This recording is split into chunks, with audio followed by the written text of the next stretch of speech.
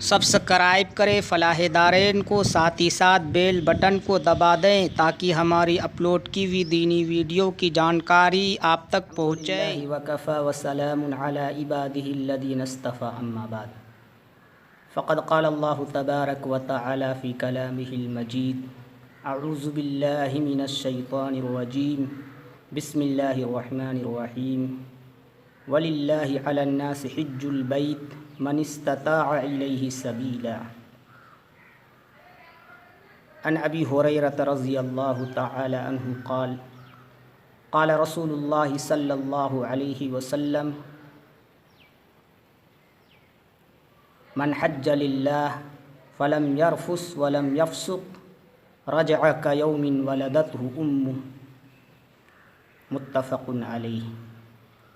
السلام علیکم ورحمۃ اللہ وبرکاتہ۔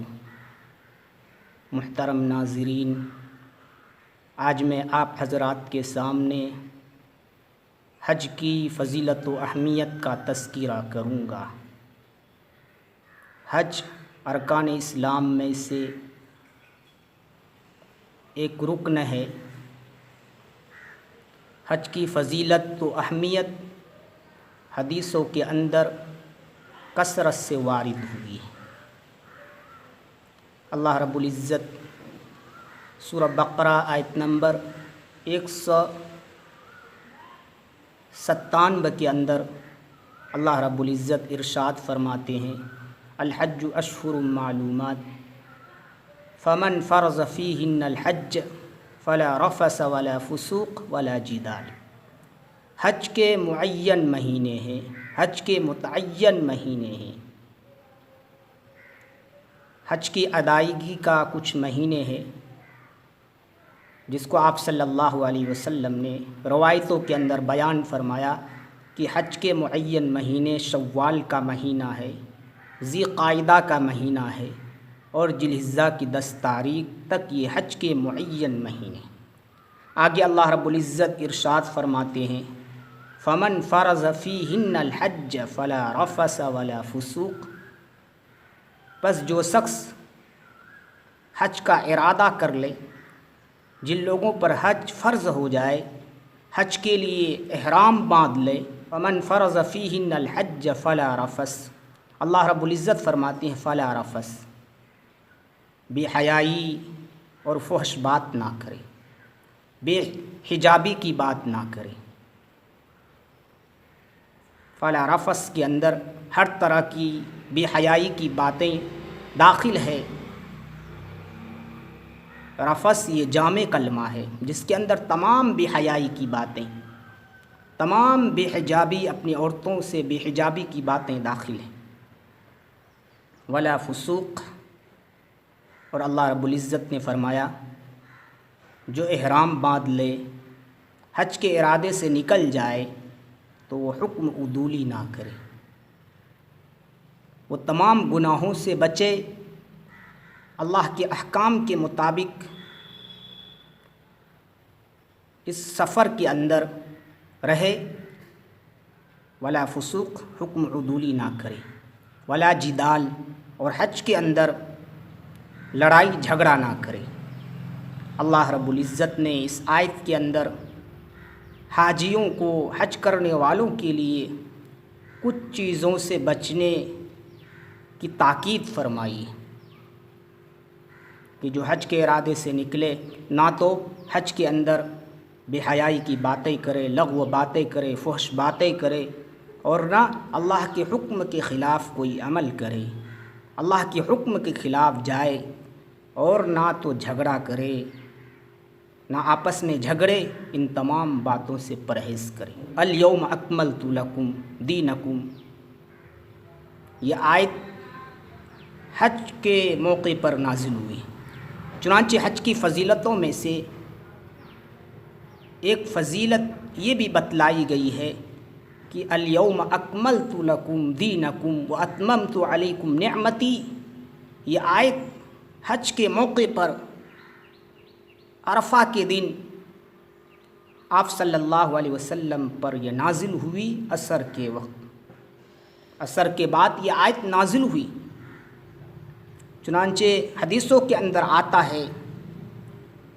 کہ یہودی علماء نے حضرت عمر رضی اللہ تعالیٰ عنہ سے فرمایا کہ ایک آیت جو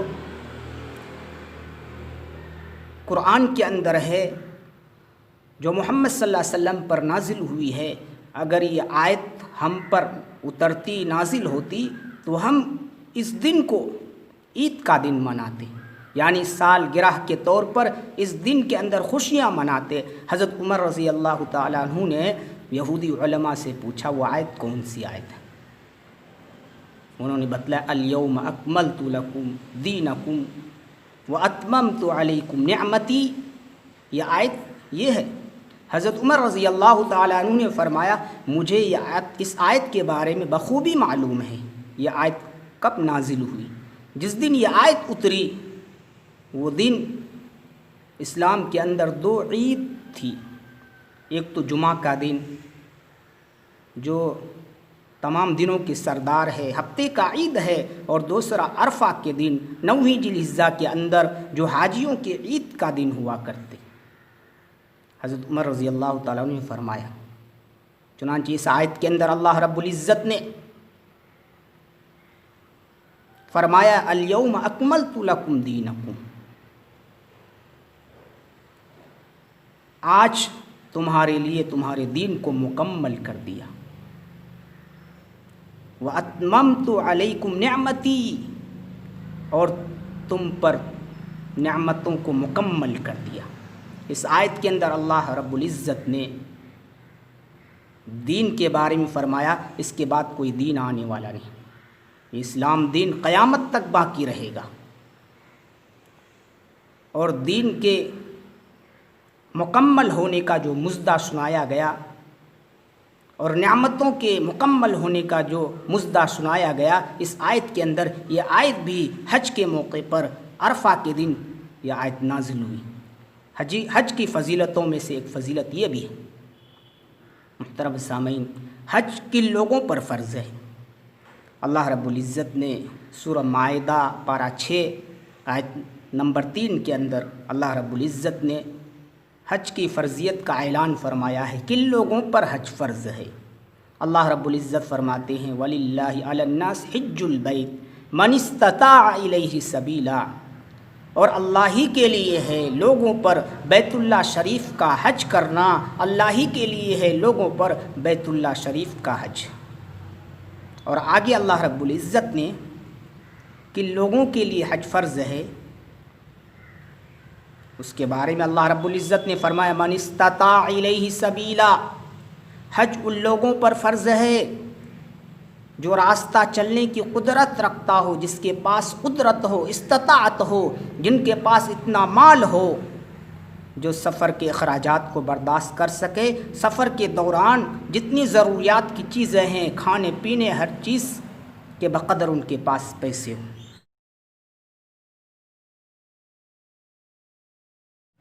چنانچہ مفسرین من استطاع الیہ سبیلا کی تفصیل یہ فرماتے ہیں کہ جن کے پاس ضرورت اصلیہ سے اتنا مال ہو کہ بیت اللہ شریف جا کر آ سکے اور سفر کے اخراجات برداشت کر سکے، اور جن کے ذمے ان کا نان و نفقہ ہو اہل و عیال کا، وہ اس سفر کے دوران آنے تک پورا ہو سکے، وہ مقروض نہ ہو، ان لوگوں پر حج فرض ہے۔ من استطاع الیہ سبیلا، استطاعت کی یہی تفسیر مفسرین نے کی۔ تو حج ہر اس شخص پر فرض ہے جو بیت اللہ شریف تک جانے آنے کے ان کے پاس روپیہ ہو، اور سفر کے دوران جتنے اخراجات ہیں اس کو برداشت کر سکے، اور واپس آنے تک ان کے اہل و عیال کی جو ذمہ داری ہے ان کے اوپر وہ بھی نبھا سکے، ان لوگوں پر حج فرض ہے۔ اللہ رب العزت نے سورہ مائدہ کی اس آیت کے اندر حج کی فرضیت کا اعلان فرمایا ہے کہ حج کن لوگوں پر فرض ہے، لہٰذا جن پر حج فرض ہے، حج فرض ہوتے ہی اس کی ادائیگی کی فکر کرے، حج کے اندر ذرہ برابر تاخیر نہ کرے۔ چنانچہ حضرت ابن عباس رضی اللہ تعالیٰ عنہ کی روایت ہے آپ صلی اللہ علیہ وسلم نے فرمایا من اراد الحج، جو حج کا ارادہ کرے فلیتعجل، جو حج کا ارادہ کر لے چاہیے کہ وہ فوراً حج کر لے۔ مختلف روایتوں کے اندر آپ صلی اللہ علیہ وسلم نے اس کی وجہ بتلائی ہے کہ آج انسان کے پاس موقع ہے، کل ان کے پاس نہ جانے کیسے کیسے حالات آئیں گے،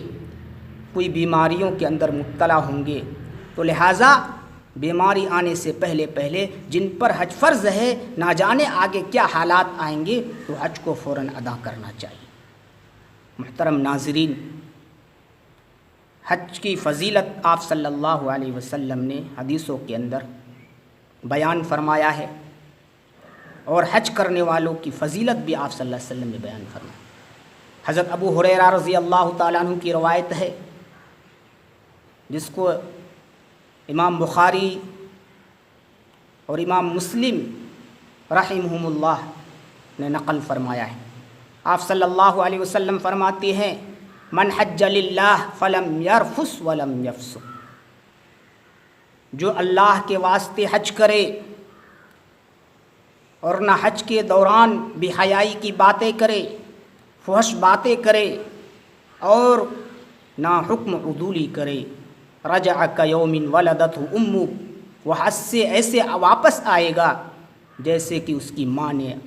آج جنا ہے۔ مراد اس سے یہ ہے کہ حج سے واپس اس طرح آئے گا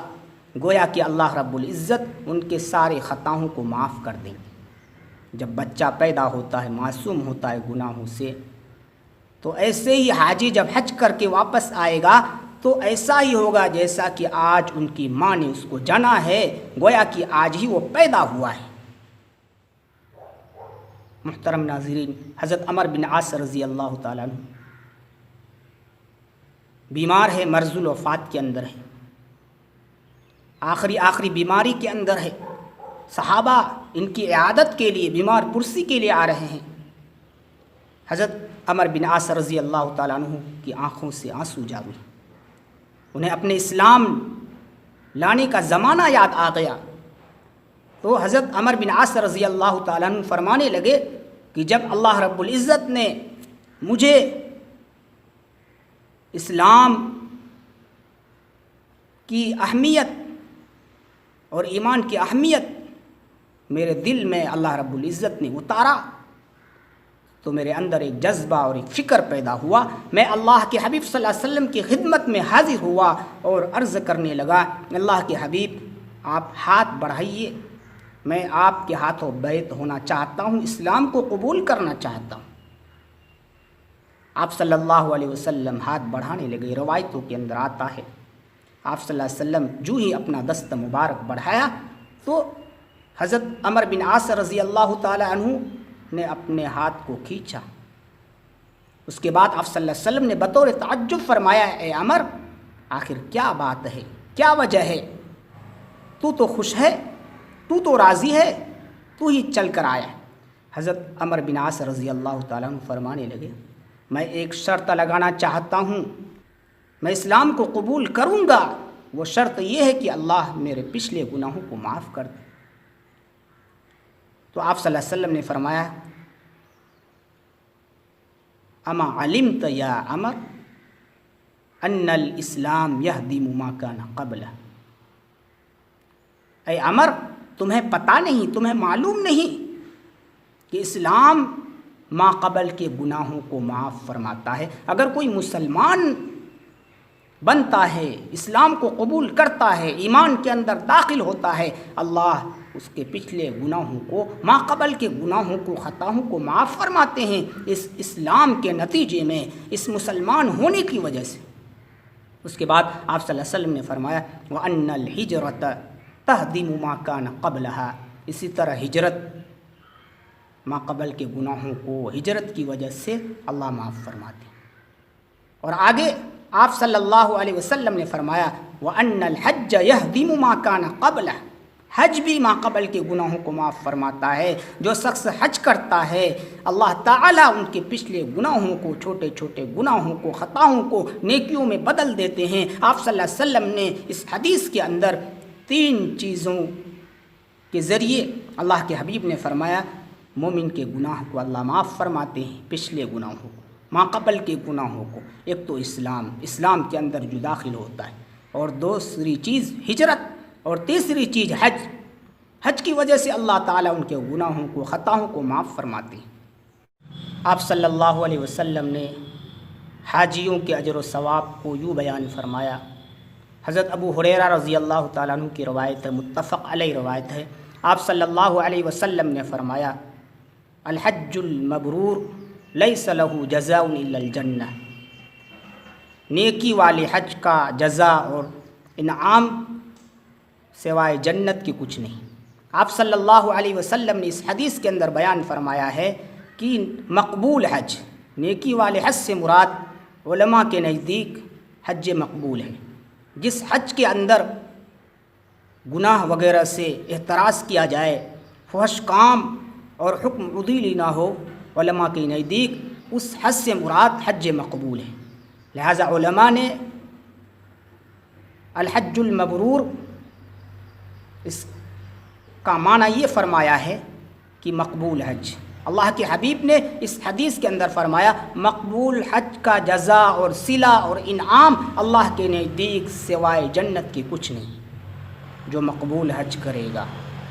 جو نیکیوں والا حج کرے گا، اللہ تعالیٰ اسے جنت کے اندر داخل فرمائیں گے، ان کا داخلہ محقق ہے۔ اسی طرح آپ صلی اللہ علیہ وسلم نے فرمایا النفقۃ فی الحج کالنفقۃ فی سبیل اللہ، جو شخص حج کے اندر خرچ کرتا ہے وہ گویا کہ اللہ کے راستے میں خرچ کرتا ہے